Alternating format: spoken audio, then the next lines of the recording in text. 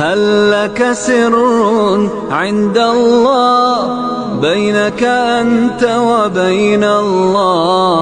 هل لك صدقات تخفى لا يعلمها إلا الله؟ هل لك سر عند الله بينك أنت وبين الله؟ هل لك صدقات تخفى لا يعلمها إلا الله؟